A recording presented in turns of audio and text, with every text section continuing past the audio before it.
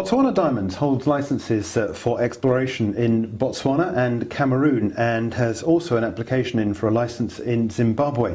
John Teeling is chairman. John, welcome. Thank you very much. It's a pleasure. Botswana's known for its diamonds. Cameroon is not. It's an interesting play as well you got with Zimbabwe. Well, the main focus is Botswana for obvious reasons, and that is the principal diamond producer in the world, the best quality diamonds. We have been there since 2002 and have been very successful in that we found the AK6 mine, which is now owned by Lucara and comes on stream in a few weeks' time, by the end of February. We hope to replicate that because we have a management team that's experienced and successful. We know the country, we know the ground. What we've managed to do there is we have joint ventured with a major international resources company that has a proven technology which has never been used in Africa. And beginning in January, we have started to look at ground north of Arapa now.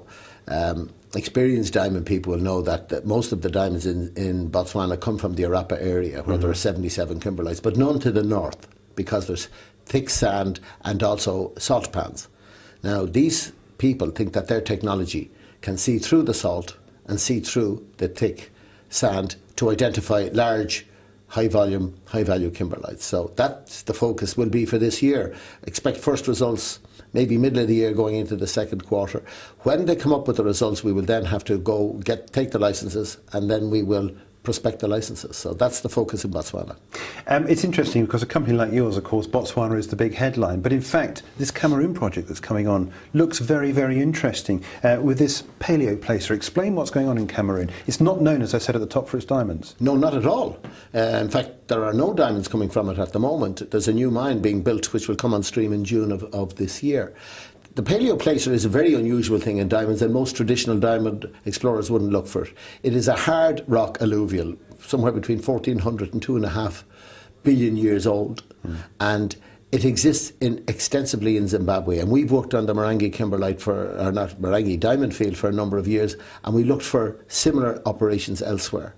We heard about this in Cameroon, and we went out there about 2 years ago when we were African Diamonds, and we took this particular license with us. We've had a license there adjacent to the Mobilong license of CNK Mining of Korea.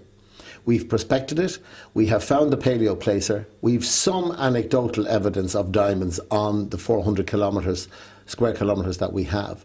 Our next programme, which starts in February and will run for 3 months, is to identify if there are diamonds in the paleo places. Now, 80% chance that there are. And then following that, after the rains, about September, October, we'll go for an extensive bulk sample to prove the grade. It's highly likely that there are commercial mines, paleo placer mines in Mobilong, not as high grade as Zimbabwe, better quality diamonds, but there's no knowing whether it's on our ground or not. You've been in the business 40 years. How excited do you feel about Cameroon? I think the two things were very low. Cameroon will be a diamond province. There is no doubt about that. It's juniors that are there at the moment, ourselves and the Koreans, nobody else at this particular stage, so it's very much frontier. We've seen the diamonds, we've seen what they're doing, we know good quality? Oh, very good quality. Maybe not as good as Sierra Leone or gem quality Botswana diamonds, and much higher quality than Morangi in Zimbabwe. It'll take a couple of years, but there will be a big producer there. Moving on to Zimbabwe, clearly the higher political risk here for your portfolio of projects within Botswana Diamonds, but you're applying for a licence now. How long is this going to take? It has already taken a fair bit of time, hasn't it? The Morangi diamond fields are probably the biggest diamond field in the world, and it's possible that Zimbabwe would be in the top 3 diamond producers as we speak, though it hasn't gone through Kimberley process. We've been at this since about 2007, and we've gone through the procedures, all of the various procedures with the local partners, with the local government company, and we've had an application on the desk of the President. That's in Morangi. We may or may not get that. Because it is being indigenized or nationalized. We also have an operation about 30 kilometres to the north where we went looking for gold and found the paleo placer with some diamonds on it. That we have given to a local company 100%. And what we have... Under the indigenisation programme? Rather than have, we did it in advance. Right. So we don't have to indigenise. Right. And we have a production sharing agreement with them, so that when the licence is offered, which I suspect it will be because it's a local company, we will build and operate a mine for 25% of the revenue. As an overall picture for Botswana Diamonds, what about funding? What about your cash burn? Where's the money coming from? And where are you going to have to go for money? Market cap is 4 million, but that's typical of startup companies. I mean, it's 12 months old. We spent some money in Botswana on a couple of kimberlites, didn't work.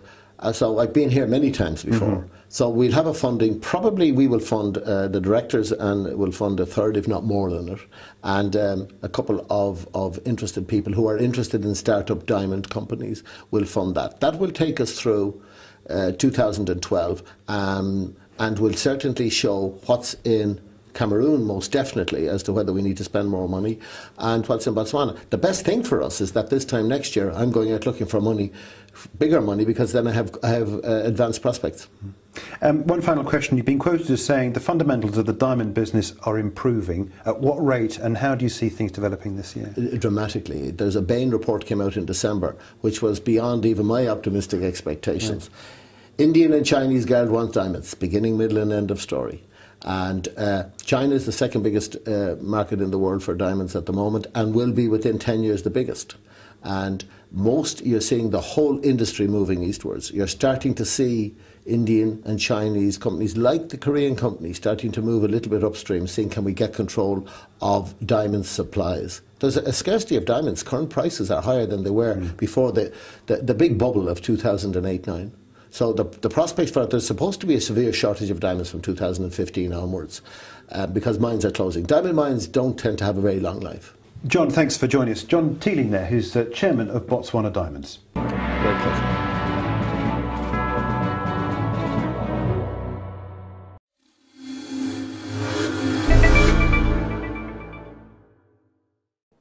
This film is for educational and leisure purposes only. Proactive Investors does not provide investment advice. The company is a publisher and is not registered with or authorized by the Financial Services Authority. Please refer to the full terms and conditions on the Proactive Investors website.